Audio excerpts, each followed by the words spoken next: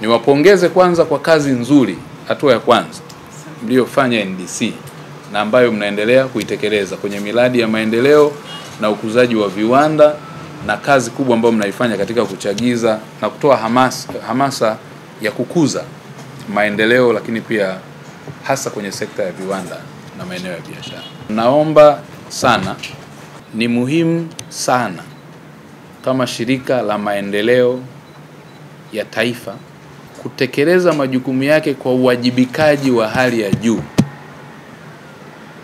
na kwa kasi inayotakiwa ili kufikia malengo yaliyokusudiwa ya taifa. Kwa sababu kusema shirika la maendeleo ya taifa ni maendeleo katika kila kitu. That's the aspect, ndicho cha kwanza kinachokuja. Kwa kama hatuendelei, tutawauliza nyinyi kwa nini hatuendelei.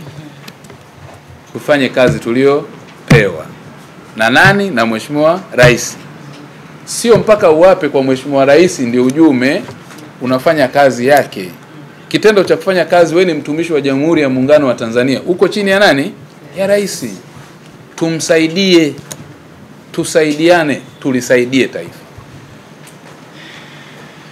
Si ndio ndugu zangu? Kila mmoja anayo nafasi. Kwa hiyo hilo jambo la kwanza, uwajibikaji, uadilifu na uaminifu ni sehemu mojawapo. Si ndio ndugu zangu? Kwa tunaangalia vile viwanda ambavyo kwanza vinatoa ajira zaidi ya 2000, lakini viwanda ambavyo vina uwezo wa kuzalisha vipuri na mitambo kwa ajili ya viwanda vingine, na viwanda hivyo pia viwe vina uwezo wa kutumia malighafi zetu za ndani kuzichakata, kwa mfano kama haya madini tulionayo yaweze kuwa malighafi, na sehemu nyingine ni kuweza kuzalisha bidhaa nyeti kama unavyoona vile viuatilifu. Sasa baada ya kuwa tunamaliza issue ya sera, lazima tuwe na institution framework ambayo inaweza kubeba hayo maono ya sera. Kwa hiyo hatua inayoendelea sasa hivi tunaanza sasa kuangalia ile taasisi yetu, kuiweka katika mtazamo wa kisasa ambao unaweza kubeba maono hayo.